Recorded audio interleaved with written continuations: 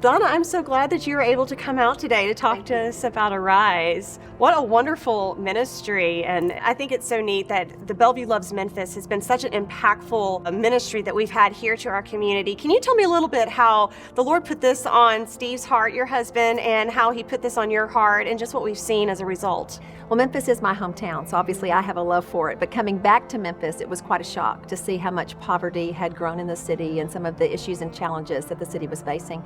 And so as our church was praying about that and what we need to do about that, it was really in the fall of 2007 that the Lord put Jeremiah 29:7 on Steve's heart, that we're to seek the welfare of the city, where I have sent you, for in its welfare you will have welfare. And as Steve so firmly believes, when we're called to a church, we're also called to that community, to that city.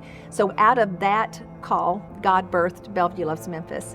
And it was through this service that I started going to Binghamton Christian Academy one afternoon a week, and just realized we're just scratching the surface of the need in our city. So as I began to pray, that was when God really prompted me to go out into the city and recruit churches to adopt our inner city schools and take responsibility for helping these children be reading proficiently by the end of 3rd grade. And from that early desire over 3 years ago, God has birthed this beautiful ministry that has become ARISE2Read. I think what I love the most about Bellevue Loves Memphis, it's almost as if it's a tree trunk, and then there are all these other ministries that branch off. ARISE is certainly one, but then there's the Beale Street Prayer Ministry.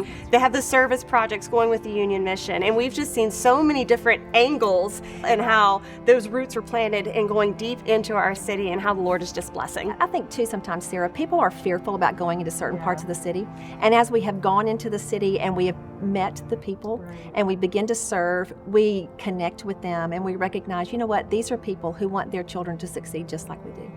And Jesus himself said that we're to love our neighbor as we love ourselves. And I guarantee you, I would not let my child go to bed hungry or have a subpar education. So how can I let the children of my city experience that? You know, Donna, ARISE has just been exploding all over the place. Thus far, we have been able to train more than 1,000 volunteers. We're with 50 different churches from across the racial and denominational lines. And recently, you and I had the opportunity to go to Nashville to go and meet with Mrs. Haslam, who's our First Lady here in Tennessee, and our Tennessee Education Commissioner, Candace McQueen. And tell us some of the things that are coming up that we have with ARISE2Read, but also tell us what you dream for ARISE2Read. What would you love to see it look like? Yeah, I was so excited about our meeting with Mrs. Haslam, and obviously her focus on 3rd grade literacy has been extremely encouraging too, and their Read to Be Ready program that they've launched across the state has done nothing but boost what we're doing here in Memphis, and that's been tremendous.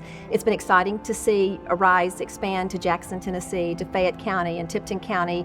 We just did the one-day reading camp where we had the children and the parents, the teachers and administrators of the school all coming together that day, where children were able to read a book with the parent that came with them that day. We would love to expand that. One of the other things I have such a heart for is a 2-day preschool for 2 and 3-year-olds is really what we're targeting. So there are many things we're thinking about as God just continues to go before us and put this plan together. And as we minister in the community, we want opportunities to share with these parents the good news of the gospel so that they can come to know Christ, and we can change the entire community that way.